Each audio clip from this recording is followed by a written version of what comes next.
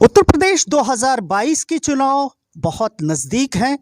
जैसा कि आप जानते हैं कि उत्तर प्रदेश 2022 विधानसभा चुनाव की तारीखें घोषित हो चुकी हैं, अधिसूचना जारी हो चुकी है। 10 फरवरी को पहली वोटिंग होगी पहले फेज़ की।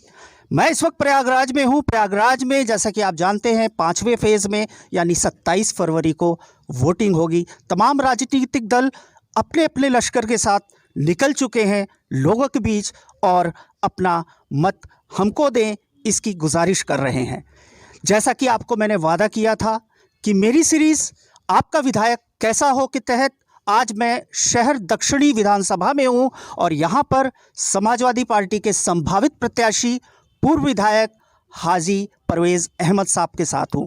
उन्हीं से आज हम बात करेंगे, उनका परिचय आपको दिलाएंगे ताकि मतदान के दिन जब आप मतदान देने जाएं तो आपको पता होगा कि आप अपना कीमती मत किसको दे रहे हैं।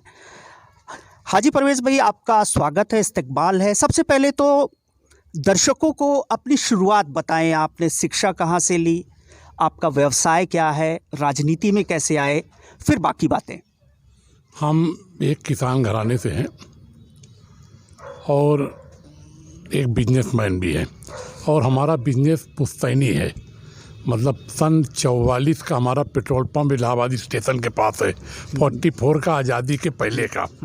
तो हम लोग एक व्यापार से जुड़े हुए लोग हैं, लेकिन हमारे परिवार में कभी कोई राजनीति में नहीं रहा। हमारे दादा बाबा हमारे वालिद कभी राजनीति में नहीं थे, बल्कि राजनीति से दूरी बना के रखते थे। मिलना जुलना सारे राजनीतिक लोगों से था, लेकिन कभी वो लोग चुनाव में आने की कभी उन लोगों की सोच नहीं थी। लेकिन हमने जब राजनीति में कदम रखा तो हमने स्टूडेंट लाइफ में ही चुनाव लड़ा। अच्छा। हाँ, CAV कॉलेज से, और CAV कॉलेज से जब हम चुनाव लड़े तो हम मात्र 13 वोट से चुनाव हार गए। तो हमको शुरू से ये था कि हम विधायक बने, MP बने, MLA बने, एक शौक़ था हमारा। और ये मेरा शौक़ जो था वो आज तक हमारा सिर्फ शौक़ ही है ये। अच्छा। हाँ, और बस यही शौक़ है कि हम लोगों के बीच में जाएं, लोगों की सेवा करें, लोगों का काम करें। और विधायक बनने के बाद भी वही चालू है। विधायक बनने के कई साल पहले तक भी हम तमाम लोगों के दुख और सुख में, गमी और मिट्टी, हर जगह पर के सुख में खड़े रहने का काम करते थे। वही आदत हमारी आज भी बनी हुई है। जी। वो हमारे मिजाज में है। तो हम जब माननीय मुलायम सिंह यादव जी से, हमारी नेताजी से मुलाकात हुई और नेताजी जब रक्षा मंत्री थे तो मेरे इस घर पर भी आए थे। अच्छा। हाँ, कई घंटा हमारे यहाँ रहे नेताजी, माननीय मुलायम सिंह यादव जी। तो नेताजी ने, संबंध थे हमारे नेताजी के, तो नेताजी ने कहा कि आप चुनाव लड़ो। तो हमारा तब तक मन नहीं था, लेकिन हमसे कहा कि जाओ, मछली पहेड़ सीट अच्छी है, तुम जाके वहाँ एक मकान ले लो और तैयारी करो, जाके चुनाव लड़ो। तब भी हमने मन नहीं बनाया और नहीं बनाया। उसके बाद माननीय हमारे आज राष्ट्रीय अध्यक्ष अखिलेश यादव जी और माननीय शिवपाल यादव जी, वो हमको मानते थे और हमसे कहा कि आप चुनाव लड़ो। तो हमने बताया, हमारा चुनाव लड़ने का इरादा कहीं और से था, लेकिन माननीय शिवपाल जी हमारे घर पर जब आए तो हमने उनको इच्छा जाहिर किया कि अब हम चुनाव अगर लड़ेंगे तो अपने ही क्षेत्र से लड़ेंगे, यानी अपनी जगह से। हाँ, तो उन्होंने कहा कि थोड़ा सा टफ सीट है और देख लो, अगर जहाँ इजी हो वहाँ से जाके लड़ लो, जितने विधायक बन जाओ। हमने कहा नहीं, हम टफ ही सीट से लड़ेंगे। उसकी वजह ये थी कि टफ सीट इसलिए थी कि यहाँ पर आपने देखा होगा कि पहले चुनाव में 2012 में हम कभी सभासद भी नहीं थे। हाँ, और उसके बाद हमसे लड़ाई किसकी थी, उस वक्त कैबिनेट मंत्री नंदगोपाल नंदी थे और चाचा हमारे माननीय केसरीनाथ त्रिपाठी इलाहाबाद के कद्दावर नेता थे और 5 बार यहाँ से विधायक रह चुके हैं। तीसरा हमारे भाई जितेंद्र नाथ सिंह कांग्रेस से प्रत्याशी थे, वहाँ हम कुछ नहीं थे, हम एक। लेकिन अल्लाह का बहुत बड़ा करम था, उसका शुक्र था परवरदिगार का कि हमने ये शहर दक्षिणी में समाजवादी पार्टी का पहली बार झंडा लहराने का काम किया। जी। मैं दर्शकों को बताता चलूं कि 2022 के जो चुनाव थे वो एक ऐसे चुनाव थे, जैसा कि आप जानते हैं प्रयागराज में तकरीबन 12 विधानसभाएं हैं, जिसमें से 10 विधानसभाओं पर समाजवादी पार्टी की विजय पताका फहरी थी। लेकिन 2017 में इन्हीं 12 विधानसभाओं में 11 विधानसभा हार गए थे। सिर्फ एक विधायक था उज्ज्वल रमण सिंह करछना से। इस बार के चुनाव में और 2017 के चुनाव में काफ़ी फ़र्क है।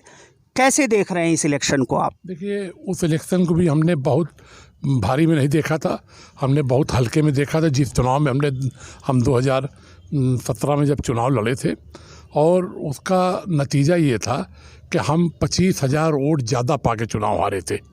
लेकिन उस वक्त भाजपा की लहर कह दीजिए, या इन लोगों ने तमाम तरह की हिंदू मुसलमान मस्जिद मंदिर करके लोगों के हमारे बहलाने फुसलाने का काम किया।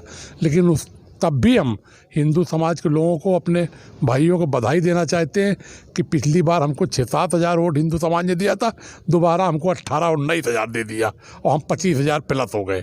तो चुनाव हार गए, लेकिन हमारी वोट प्रतिशत बढ़ा, हमारा बढ़ा वोट प्रतिशत। और हमारी क्षेत्र के जनता ने, चुनाव हम हार गए, विधायक नहीं थे, लेकिन हमारी जनता ने कभी हमको पूर्व विधायक नहीं कहा, आज भी विधायक मानती है और आज भी कहती है कि हमारे विधायक यही हैं। ये बहुत दिलचस्प बात है। आपको फिर एक बार मैं समझाता चलूं कि परवेज़ अहमद की जो शुरुआत थी वो छात्र राजनीति से थी। जैसा कि हम जानते हैं कि छात्र राजनीति से निकला हुआ जो व्यक्तित्व होता है वो बाकी राजनेताओं से थोड़ा फ़र्क होता है। हमने बहुत बड़े आंदोलन देखे, जेपी आंदोलन तो आप जानते होंगे, सुना होगा, जिसने इस देश को तमाम समाजवादी लोग दिए। उसी जेपी आंदोलन का सबसे बड़ा ये किस्सा है, शुरुआत वो एक छात्र आंदोलन था। छात्र आंदोलन ऐसा आंदोलन बना, बाद में देश का भविष्य तय कर दिया। इंदिरा गांधी जैसी नेता को जेल जाना पड़ा, इमरजेंसी लगी, दुनिया भर की चीज़ें हुई। तो ये ताकत होती है छात्र राजनीति की। जहाँ तक बात परवेज़ भाई की है, तो परवेज़ भाई व्यवसायी रहे हैं, और एक दिलचस्प चीज़ ये है कि इनका पेट्रोल पंप का व्यवसाय है, जिसकी वजह से इनको लोग पेट्रोल टंकी, परवेज़ टंकी भी कहते हैं। तो इस नाम से भी आप काफ़ी मशहूर हैं। इस इलेक्शन में इस वक्त संभावित प्रत्याशी हैं शहर दक्षिणी से। परवेज़ भाई, अभी योगी जी का एक बयान आया था, जैसा कि वो ध्रुवीकरण की राजनीति करते हैं, कि ये चुनाव 80 बनाम 20 का है। इस पे क्या कहना चाहेंगे? देखिए, ऐसा है, वो उन भाजपा वालों का काम ही यही है कि आपस में भाईचारा को ख़त्म करना, हिंदू मुस्लिम करना, मंदिर मस्जिद करना। उनके पास सिर्फ एक काम है, और दूसरा काम उनके पास सिर्फ झूठ बोलने का है। झूठ बोलने की इन लोगों ने एक कैप्सूल बना लिया है फैक्ट्री। वो कैप्सूल जिस भाजपा खिला दो, ऑटोमेटिक झूठ बोलने लगता है। तो इनके पास सिर्फ इतना ही काम है, लेकिन जनता आप समझ गई है। अब आप जनता के बीच में जा रहे हैं, इनकी ये बुरी हाल है कि जनता इनको किसी तरह से लाइक नहीं कर रही है, और माननीय राष्ट्रीय अध्यक्ष अखिलेश यादव जी को सराखों पर बैठा के और दोबारा मुख्यमंत्री बनाने जा रही है। यहाँ इन लोगों ने कोई विकास तो किया नहीं, इनके पास कोई काम नहीं। और हमारी क्षेत्र में, जहाँ विधानसभा की बात है, आप पूरे क्षेत्र में चले जाओ, किसी क्षेत्र में जहाँ मेरा वोटर हमको वोट नहीं दिया, आप चले जाओ, लेकिन हमारी बुराई नहीं करेगा। वो कहेगा कि नहीं, विधायक ने विकास किया था पूरे क्षेत्र के अंदर, और हमने विकास किया था। हमारे माननीय अखिलेश यादव जी मुख्यमंत्री थे, 5 साल के अंदर जितना विकास किया आज तक, आज़ादी के बाद कोई विकास नहीं हुआ।